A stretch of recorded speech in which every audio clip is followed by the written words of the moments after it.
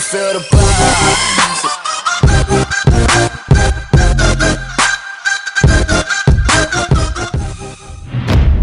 Push-ups பண்ணாலே உங்கள் upper பாடியை ஈஸியாக ஷேப் பண்ணிடலாம். புஷ்அப்ஸ்லேயே incline pushups, decline pushups, diamond pushups இப்படி பல விதமான ஐட்டங்கள் இருக்குது. என்ன என்ன ஐட்டங்களோ டூபல் பி பிளாட்டினிலே.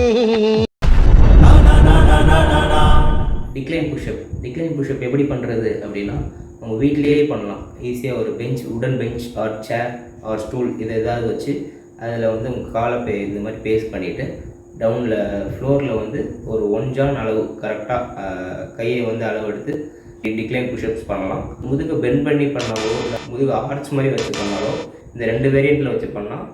ஐயோ இது பிடைச்சிரா தலை அங்கே இருக்கு நிமித்தவன தூக்கு. டிக்ளைன் புஷ்அப்ஸ் பண்ணுறதால முதுகு வலி இந்த மாதிரி பெயின்ஸ்லாம் வரதுக்கு வாய்ப்பு இருக்குது. தப்பாக பண்ணலாம். அதை அவாய்ட் பண்ணுறதுக்கு இந்த மாதிரி ஸ்ட்ரைட்டாக பாடியை வச்சு இந்த மாதிரி கரெக்டாக பண்ணால் எந்த ஒரு பாதிப்பும் உங்களுக்கு இருக்காது. உங்களுக்கு வந்து ஃபுல் பெனிஃபிட்ஸ் வந்து கிடைக்கும். டிக்ளைன் புஷ்அப்ஸ் பண்ணுறதால உங்களுக்கு வந்து அப்பர் செஸ்ட் வந்து நல்ல ஒரு ஷேப் கிடைக்கும். நெக்ஸ்ட் வந்து இன்க்ளைன் புஷ்அப் பண்ணும்போது பெஞ்சில் வச்சுட்டு 1 ஜான் அளவு கை வச்சுக்கணும், முதுகு ஸ்ட்ரைட்டாக இருக்கணும், கால் கரெக்டாக அளவில் வச்சு பண்ணும்போது உங்களுக்கு வந்து அதுலேயும் நல்ல ஒரு பெனிஃபிட்ஸ் கிடைக்கும். இன்க்ளைன் புஷ்அப் பண்ணுறதுனால என்னடா பெனிஃபிட் வருது அப்படின்னா உங்களோட லோவர் செஸ்ட் வந்து நல்ல ஒரு செஸ்ட் ஃபார்மேஷன் கிடைக்கும். இன்க்ளைன் டிக்ளைன் இது 2 பண்ணாலே போதுங்க. எதுக்கு புதுசாக டைமண்ட் புஷ்அப் பண்ணணும்னு சொல்கிறார் அப்படின்னு ஒரு தாட் இருக்கலாம். வந்து இப்போ நான் என்ன உங்கள்கிட்ட சொல்கிறது, இன்னர் செஸ்ட் மசில்னு ஒரு மசில் இருக்குல்ல, அது வந்து நிறைய பேர் மறந்துட்டீங்க. இன்னர் செஸ்ட் மசில் நல்லா ஆக்டிவேட் ஆகிறதுக்கு டைமண்ட் புஷ்அப்ஸ் வந்து உங்களுக்கு வந்து ஒரு மேஜர் ஒர்க் அவுட்டு.